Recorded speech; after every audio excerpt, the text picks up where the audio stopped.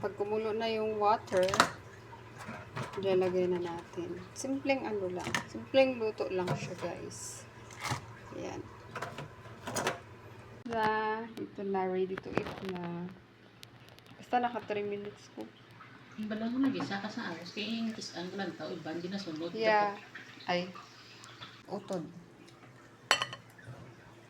Kain.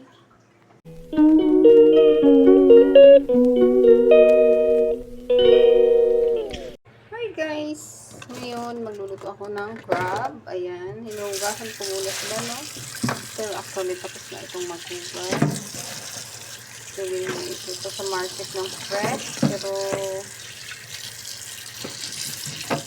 matay na siya, no? Ayan. Hinugasan na natin to at saka lagay sa kumukulong tubig. Ayan, tingnan nyo naman yung crab. Diba? Ang sarap nito, guys. Lalo na isa mamaya sa maraming garlic. Ayan.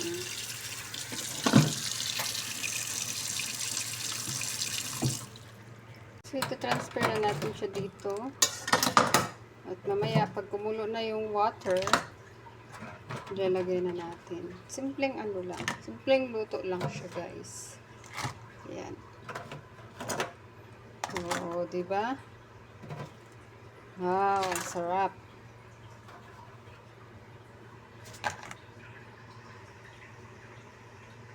Simpleng luto lang ng crab. Ayan. And then, init na rin pala ako ng water. At dito na ilalagay pag kumukulo na siya. So, pwede din i-steam niya siya.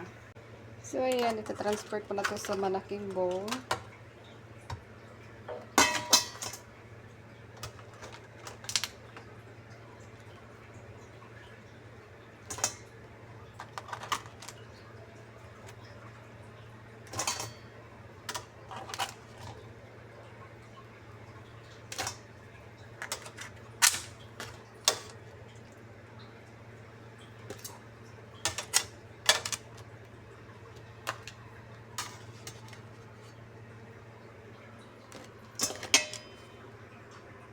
At hihiwa. Ito na, ready to eat na. Basta naka 3 minutes ko. Bala mo nag-isa ka sa aros. Kaya yung kisan ko lang tao. Iban din na sunod. Yeah. Ay. Mag-voice over lang. Ang mag-isa mo sa ahos. Ngayon.